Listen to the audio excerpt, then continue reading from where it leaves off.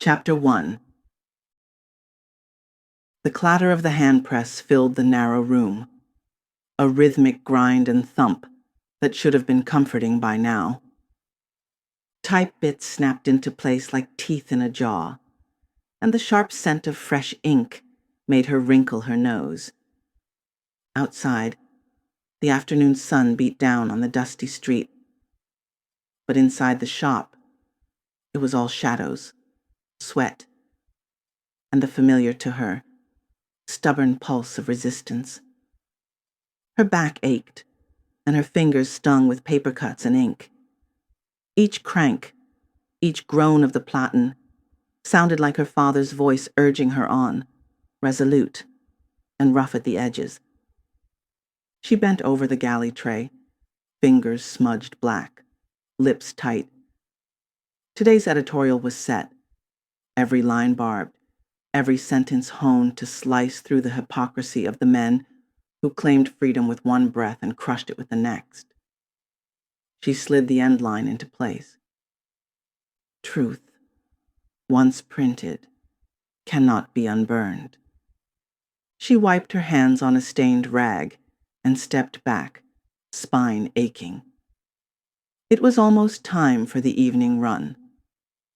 The boys would be by soon to carry the stacks across the neighborhood, barber shops, cafes, porches, where tired men gathered after long shifts, and women tilted their heads to catch the latest headlines. Evangeline Rousseau pressed the heel of her hand against the worn handle and leaned into it. The rollers caught the form cleanly this time, imprinting a bold headline in crisp black: Council silences. Church leaders who defy city order. She pulled the fresh sheet free, inspecting the ink. Satisfactory. Her father would have approved. He might have smiled, but they buried him in St. Helena's dirt almost 3 years ago. She laid the page on the drying rack and fed another into the press.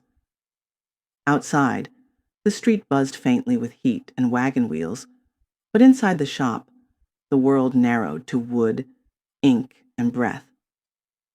The print shop hadn't always been hers.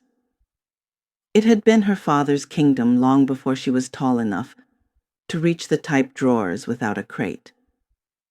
Auguste Rousseau had come to the city with nothing but a broken French accent and the seed of a dream pressed between two calloused palms.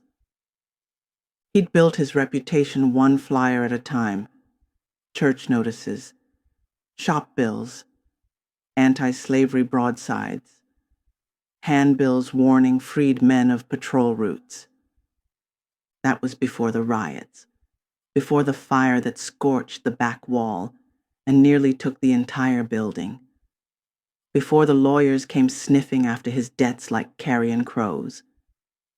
They had assumed she'd sell. A colored woman, alone, 28, and unmarried, no husband to shield her, no brothers to avenge her.